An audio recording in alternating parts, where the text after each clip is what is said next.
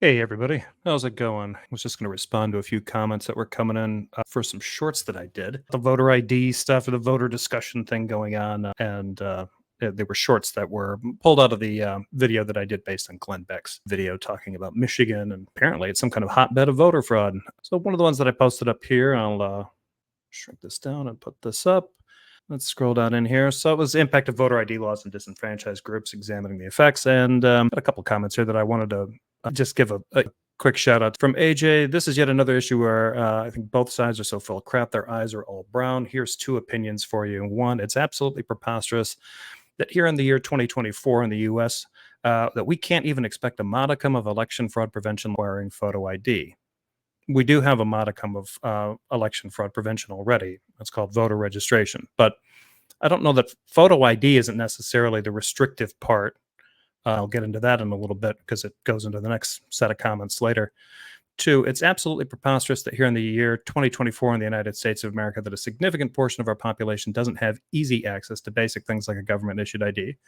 As a matter of fact, a significant portion of them don't have either ID or the correct ID. In some states, if the ID doesn't have an accurate photo, or if it doesn't have accurate, up to date photo, or if it doesn't have a current address on it, they can reject you at the polls. In some states, I don't know how many that's in, but that's an example of where some states are extremely strict about doesn't matter that you have ID, you don't have the right kind of ID, or it's not quite up to date enough. He goes on, either of those are big problems. And F me if everybody isn't arguing over what the best way is to not fix either of them. What the F? Fix the access to ID problem, then fix the election security problem, then neither one is a problem anymore. Well, the problem is that the assumption that there's an election security problem. There really isn't. Based on most of the reviews, most of the experts that do any kind of audits, voter fraud, it's just not there. An election security problem narrative that's being pushed by right-wing news and a GOP that always likes to, these issues every once in a while, but then try to legislate against easy voting, cry things like same-day registration and what they consider lax voter ID laws. But fix the access to the ID problem. Well, that's one of them. In several of the states where they offer the option of providing free ID to individuals, the requirements for the so-called free ID require them to produce forms of ID that some of those people may not have anymore, or don't have easy access to those, or will be required to pay to get replacements in order to prove who they are before they get the state ID. Things like, they need multiple documents such as, a birth certificate and a social security card, billing information. Maybe they can provide the billing information or, rental bill, that kind of thing. But there are actually surprisingly a significant number of people who do not have original copies of their birth certificates anymore. And from my understanding, those are not always that easy to get a hold of. Again, it depends on the state that you were born in and where you're requesting a replacement from. So that's one. The other one is down here. This is from Snake Was Right. Who can't get an ID? This question is kind of missing the point. It's not so much who can't get an ID. It's the issue is states are initiating a rule to impose ID laws on people after they've been registered. If they've been registered, you've probably gone through this process already. Registration would normally require, and that's the problem with the ID laws, is that they affect even registered voters. If you registered in most states, you have a copy of your signature on file at county and or state, and you already have a voter number, like they vetted your ID. Most states, I believe, issue a voter registration card. Hopefully people, that do get that. Registration is sort of first line of election security, and it seems to get neglected anytime this topic comes up. The idea of imposing additional photo ID on top of that, sometimes considered a little, excessive. This is on, and I wrote, it's not so much about can't, but rather a question of whether it's appropriate to make something that is a right more difficult and for some nearly impossible to exercise. And I included a link here to indivisible.org, which is about the right to vote shouldn't come with barriers. And it gives some pretty decent points. It kind of never read from them before, but it's hitting on some of the points that I made. But he came back a couple of hours ago and said, I'm right, but shouldn't you have to prove you're a citizen and who you are to exercise that right? Yes, thus registration. You have to register to vote. And even in the states where you can register same day, you're doing that, you usually end up getting a provisional ballot. And if you're missing anything and they need to, you further, that ballot's not going to get counted right away until you provide them what they need in order to verify who you are after that first day registration. Do anything else that needs an ID? Well, it depends on what that else is. The comparisons that were being made in Glenn Beck's video were things like getting a fishing license or getting a library card, things you do not have a constitutionally guaranteed right to. That was my point. Without an ID, you can literally just walk in and vote for someone else. Try it. You can't walk in and say, I'm John Smith, I live here, let me vote. They're going to want to know what your address is, and they're going to need to match that up with a signature and with a registration number, again, in most states. So you can't just walk in and pretend you're anybody. You'd have to walk in and pretend that you were a registered voter that they can find on their rolls. So you better hope you got the right person, and you better hope you've got the right address and the right polling station. Have a right to drive, but you still need an ID. You don't have the right to drive. You have the right to move about. You have the right to transportation. You have the right to travel. You do not have the right to operate a motor vehicle. It's a privilege. That's why you get a license for it. People drive, then vote. Yeah, they do. But a growing number of people do not have driver's licenses because of either a lack of interest, a lack of resources, anxiety, and they just don't want to.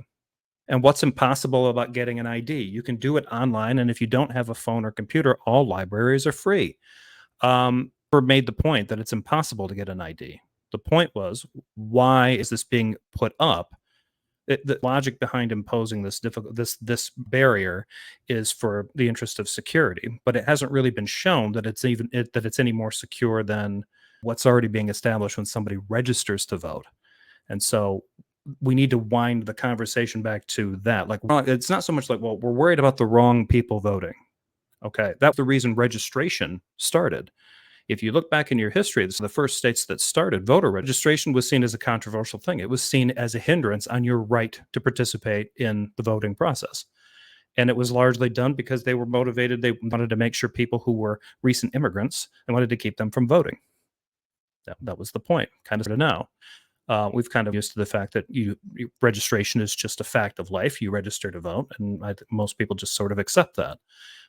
It's interesting how far that's gone. If you want to know how burdensome registration is, talk to a libertarian sometimes, see what they say about it. The point isn't that it's impossible to get an ID. The point is, what is the justification for requiring an ID when you've already required registration, given that this is a constitutionally protected right? You can't always do this online, depending on what state you're in. Sometimes in order to register to vote, they are going to need a copy of your signature. So sometimes initially you do have to do something in person in order for them to verify that. They need a copy of your signature on file. I don't know if this is the case in all states, but this would be if you're trying to get that signature done on like a tablet or something like that. That may not be enough. Don't have a phone or computer, all libraries are free. Again, we're talking about people who live in rural areas that don't have access even to things like that. Libraries are frequently underfunded and may not have access to the internet. And libraries may be free, but their access to the internet is sometimes charged. So you have to pay to use their internet when you're there. So not a great point. Also, besides the point. You also need ID to even register to vote. Usually what you need is your social security number and a copy of your signature. That's what they need to verify. And mail-in voting is super insecure. It isn't. This is not. They do not check who lives there before delivering your ballot. This is absolutely insane. Only time ballots that I know of were direct, and there's a big difference here. Where he's not talking about an application for a ballot. He's talking about an actual ballot with the fields to fill out.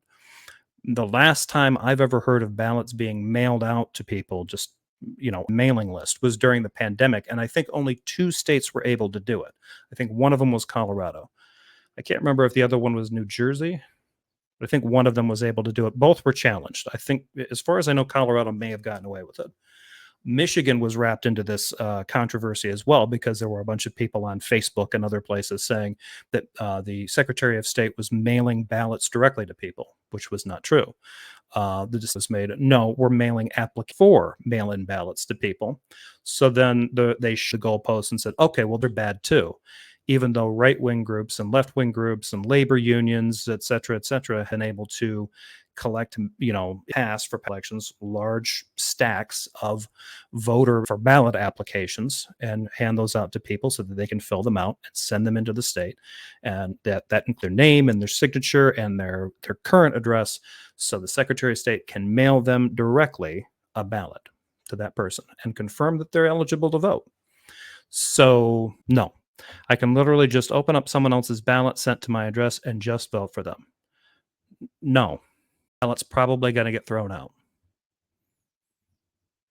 First of all, if you're wandering around an area and just snagging people's first you have to assume that they're actually sending ballots unsolicited to all these people and they're just hanging out in mailboxes. In order for you to do this, you would have to go and steal a stranger's ballot, which again isn't happening anymore. Most states send an application for the ballot.